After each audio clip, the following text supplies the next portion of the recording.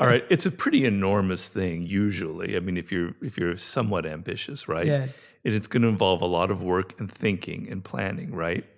But if you overdo the thinking, if you think about it, every little thing is planned ahead of time, then the process kind of loses its joy and its excitement. It seems over-planned, right?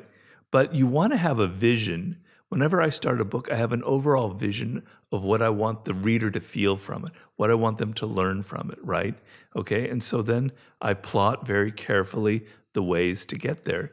But yeah, it's going to take 3 or 4 years. Yeah, it's overwhelming. Yeah, it's daunting. So what you do is you back off and you create little micro goals. So I have planning all the way to the end means to the end of July, right? Yes. I'm going to plan to the end of July, and by July 31st, I am going to have written 10 pages. I'm going to have done this chapter. I'm done this research.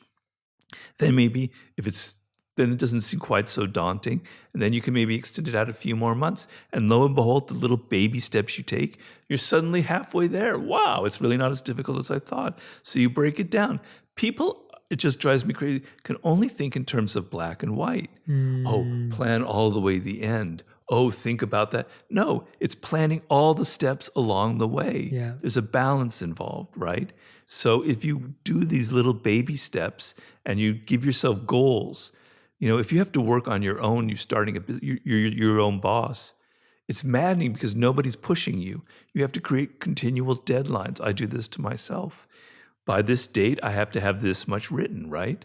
And it kind of engages your spirit. It gets your emotions going. It makes you realize you have a deadline. You have to get there. And it energizes you.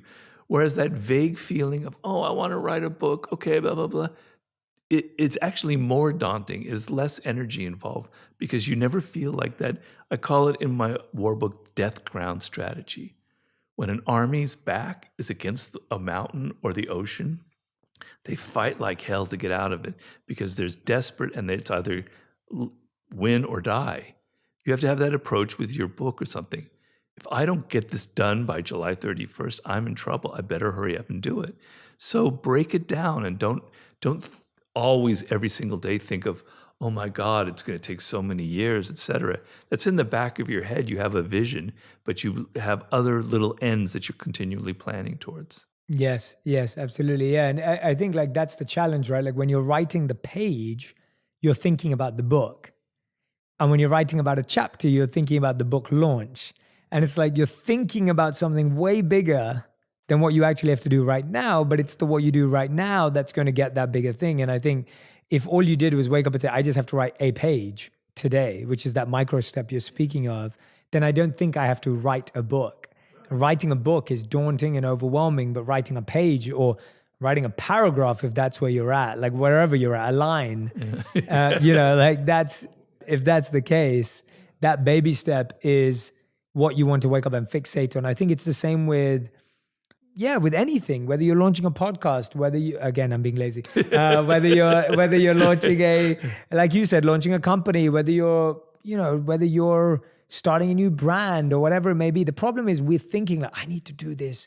I need to do that thing on the front cover of Forbes magazine. And it's like, that's not what you're doing. Like, this is what you're doing, right? So, yeah, I mean, people who are great craftsmen, and I have a book called Mastery, yes, which I discuss the process of creating something. If you look at craftspeople, somebody who's building a house or an architect, they can't sit there and just suddenly have it happen. They have to go brick by brick by brick. They have to lay a foundation. They have to focus on the foundation, et cetera, et cetera.